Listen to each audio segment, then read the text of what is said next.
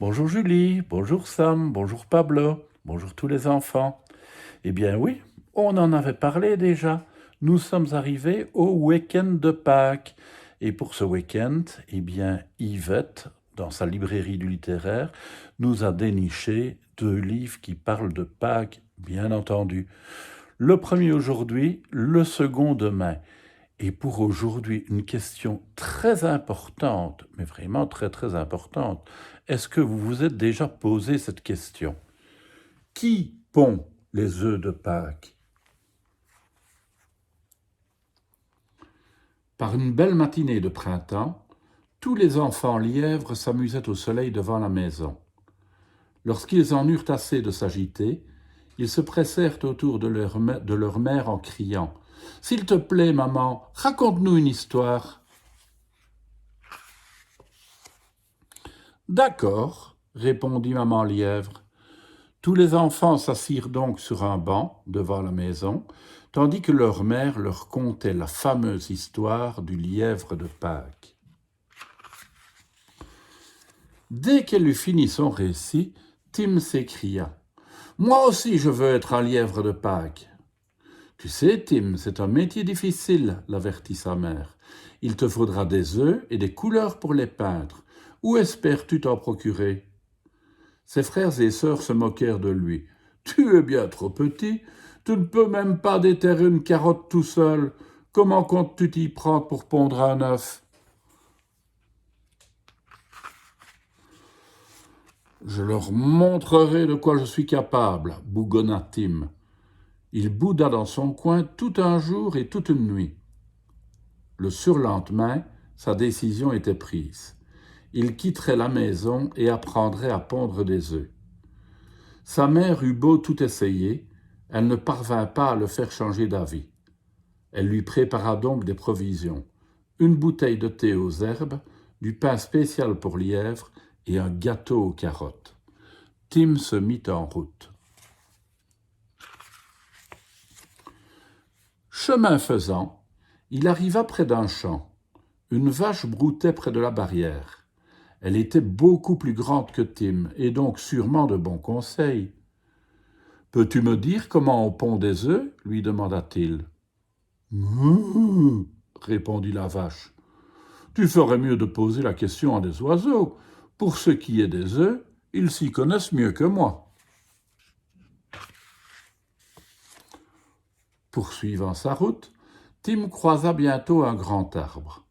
Sur une branche étaient perchés 2 oiseaux.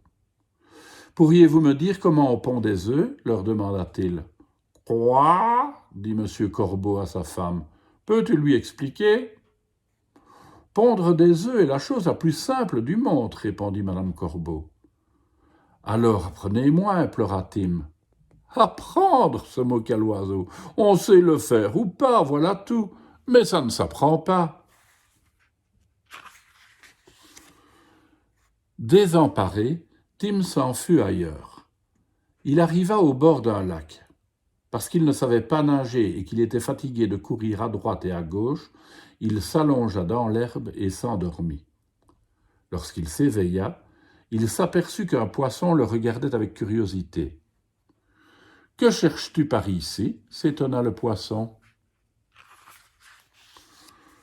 Je cherche quelqu'un qui pourrait m'indiquer comment on pond des œufs, » répondit le lièvre. « Pondre des œufs, c'est enfantin, » répondit le poisson. « Mais dis-moi, pourquoi un lièvre a-t-il besoin de savoir cela ?»« Je veux devenir un lièvre de Pâques, » déclara Tim. « Sacrebleu de bulle qui bulle, » balbutia le poisson. « Je ponds des milliers d'œufs. Suis-je un poisson de Pâques pour autant ?» Sitôt dit, il plongea et disparut sous l'eau. Et Tim entendit quelque chose qui avait l'air d'un rire. Tout empli de tristesse, Tim courut plus loin encore. Soudain, il entendit un caquettement sourd. Une poule se tenait au bord d'un sentier et annonçait avec fierté qu'elle venait de pondre un œuf magnifique. Blanc et brillant, il trônait juste à côté d'un pissenlit en fleurs. « Quelle merveille !» s'extasia Tim. Peux-tu me montrer comment on pond un œuf pareil? Je voudrais tant devenir un lièvre de Pâques. » Cette nouvelle amusa tellement la poule qu'elle agita sa petite crête et cacta de plus belle. « Crotte, crotte, crotte, crotte, crotte, crotte, crotte, crotte. Aucun lièvre au monde ne pond des œufs, sinon à quoi serviraient les poules? Mais si tu veux vraiment des œufs, je peux t'aider. Suis-moi, lui dit-elle.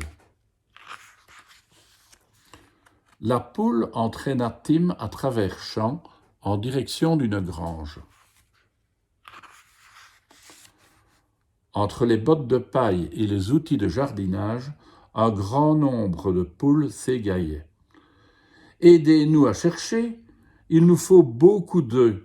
s'écria la poule en pénétrant à l'intérieur. « Je vous présente Tim, le lièvre, il veut devenir un vrai lièvre de Pâques. » Alors commença la grande chasse aux œufs. Toutes les poules les avaient soigneusement cachés aux quatre coins de la grange. « Nous verrons bien qui en trouvera le plus, » brailla le coq, et tous en ramassèrent jusqu'à ce que le panier soit plein. Tim remercia tout le monde, puis il emporta le panier et prit le chemin du retour. Sur sa route, il ramassa des écorces, des feuilles et des herbes, avec lesquelles il projetait de fabriquer de la teinture pour les œufs. Les recettes de ces teintures lui furent dictées par un pic multicolore. Chargé de ses nombreuses trouvailles et la tête remplie d'idées, Tim arriva chez lui. « Comme je suis heureuse que tu sois revenu !» s'écria sa maman. « On s'inquiétait !» grommela son père. « Alors raconte !» se dépêchèrent de lui demander ses nombreux frères et sœurs. Tim s'appliqua à raconter en détail toute son aventure. À présent, chacun des lièvres voulait devenir lièvre de Pâques, même les plus âgés. Dès le lendemain matin, la famille tout entière se mit au travail. Certains tressaient des nids, d'autres préparaient des couleurs, d'autres enfin peignaient des œufs. Il ne fallut pas longtemps pour que la maison et le jardin prennent l'allure d'un véritable atelier de lièvres de Pâques. Et lorsque le grand jour arriva, partout dans les villages, partout dans la campagne, on put voir les lièvres de Pâques chercher les meilleures cachettes où déposer leurs précieux œufs. Et finalement, ce sont les lièvres de Pâques qui amènent les œufs ou bien les cloches. Je sais pas. Et vous? À demain les enfants.